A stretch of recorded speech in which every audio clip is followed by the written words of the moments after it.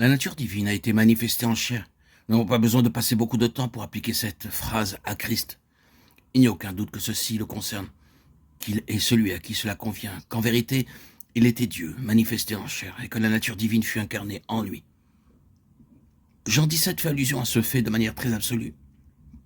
Ils ont cru que tu m'as envoyé.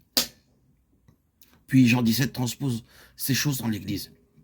Et quoique cela ne soit pas le plein dévoilement donné ultérieurement par les écrits du Nouveau Testament, lorsque le Saint-Esprit viendrait pour révéler toute la vérité, cela suggérerait clairement la vérité qui est sur le point de s'accomplir. Nous pouvons même dire que cela introduit cette vérité, moi en eux.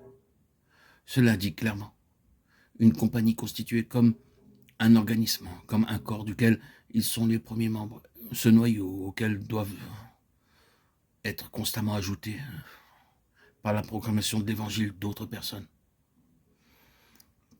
Prenons leur place dans le corps ainsi formé. Ceux qui croient deviendraient à leur tour le vase du témoignage, l'incarnation de sa personne.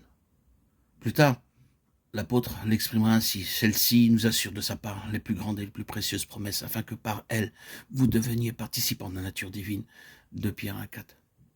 Tandis qu'il y a et qu'il y aura toujours une séparation, une division, une distinction entre cela et quelques suppositions quant à nous d'être ainsi déifiés et d'avoir part à la déité.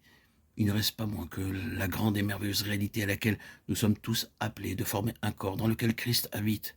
Oui, ce Christ dont il est dit que la nature divine fut manifestée en chair. Un objectif en vue. En ceci était que cette manifestation ne cesse pas dans ce monde avec le retour de Christ dans la gloire, mais que soit perpétuée la manifestation terrestre de la nature divine par son corps, comme cela l'avait été par lui-même. C'est une vérité magnifique et glorieuse. C'est un appel merveilleux.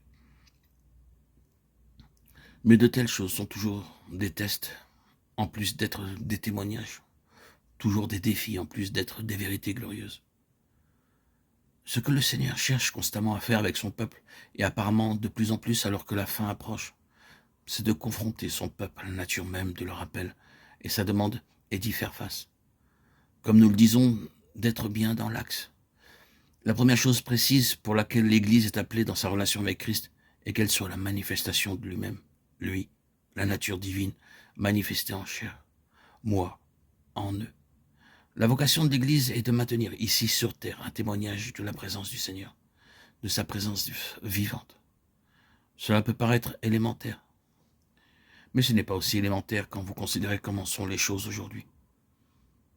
Certains seraient conduits à penser sur la base de ce qui existe aujourd'hui, que le but de l'Église sur la terre est de tenir des réunions religieuses, de faire toutes sortes d'œuvres bonnes et charitables, et de maintenir vivante la religion sur la terre. De bonnes intentions, mais beaucoup de choses peuvent être introduites avec une telle compréhension. Et beaucoup de choses le sont effectivement. Presque tout peut être accepté avec une telle conception.